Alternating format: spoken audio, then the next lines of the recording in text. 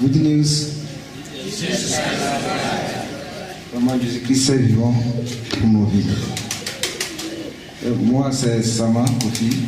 Je suis originaire de Nama, dans la préfecture de la Côte. Et à ma gauche, c'est mon frère du matin, c'est Papa Hodalo. Elle est originaire de Lassaro, toujours dans la préfecture de la Côte. Et au milieu de nous, vraiment, nous avons notre bénédiction que le Seigneur nous a faite.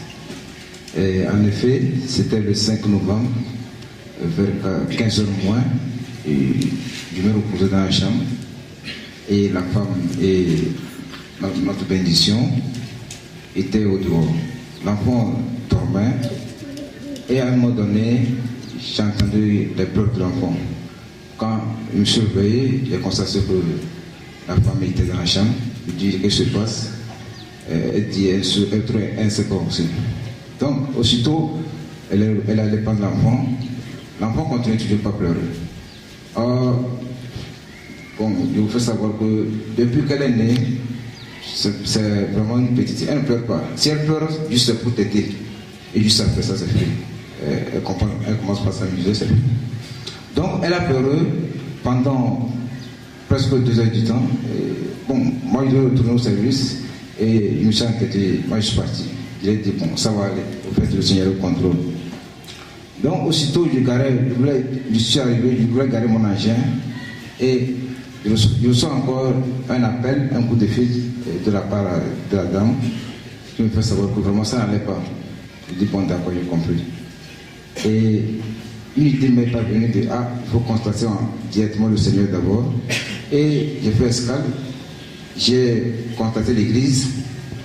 Et l'église m'a dit, à mon arrivée, de placer le portable sur son oreille. Et ce que j'ai fait, et le Seigneur a prié pour elle.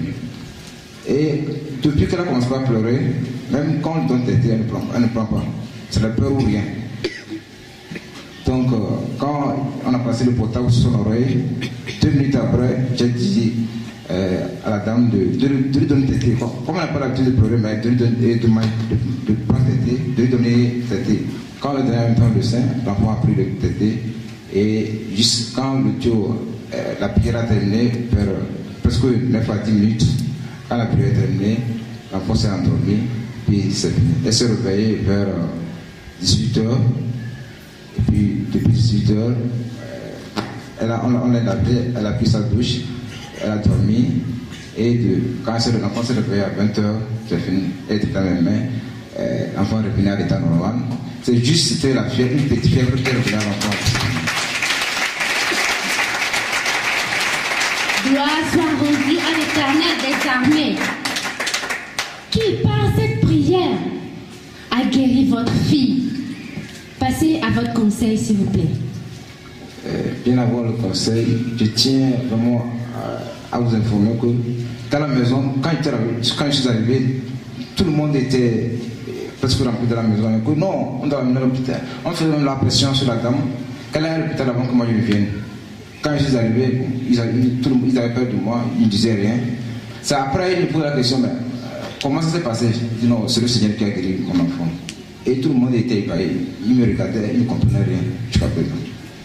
Donc, mon conseil envers le peuple de Dieu, vraiment, les instructions de Dieu sont très importantes et faisons confiance au Seigneur Jésus-Christ. Il a sa maîtrise puissante sur nous.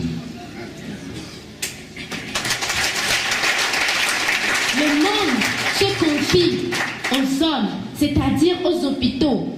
Mais nous qui sommes des chrétiens de renaissance, nous devons nous confier au Seigneur Jésus-Christ, car c'est lui qui guérit. Mais les médecins soignent. Au nom puissant du Seigneur Jésus-Christ. Amen.